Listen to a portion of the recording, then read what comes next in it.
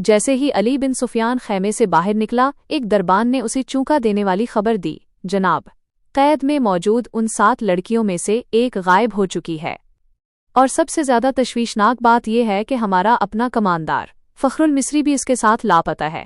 جب علی بن سفیان کو کمانڈر فخر المصری اور ایک عیسائی لڑکی کے غائب ہونے کی خبر ملی تو اس نے کمال ضبط سے کام لیا۔ اس نے حکم دیا، یہ اطلاع ابھی سلطان تک نہ پہنچے، فخر کے گشت کے وقت جو پہرے دار تعینات تھے ان سب کو فوراً میرے پاس لاؤ۔ علی بن سفیان کی عقابی نظریں اب ان زخمیوں کا جائزہ لے رہی تھیں جو خیمے میں پڑے تھے۔ اچانک اس کی نظر رابن پر پڑی۔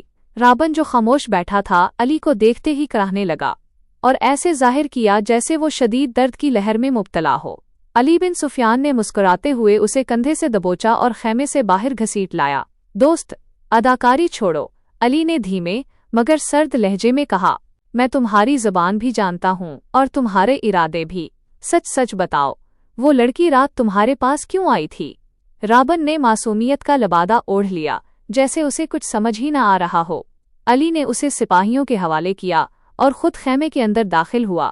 خیمے میں موجود دیگر زخمیوں کو مخاطب کرتے ہوئے علی نے ان کی اپنی زبان میں گرج کر کہا، تم سب موت کے منہ سے نکل کر آئے ہو، اب اپنے لیے نئی مصیبتیں مول نہ لو۔ بتاؤ وہ لڑکی یہاں پر کتنی دیر رہی؟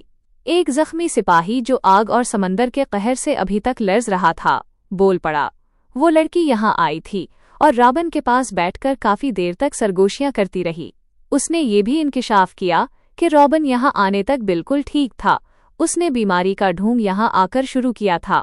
علی بن سفیان اب ان 5 مشکوک تاجروں کے پاس پہنچا جو قریبی ٹیلوں کے پاس خیمہ زن تھے۔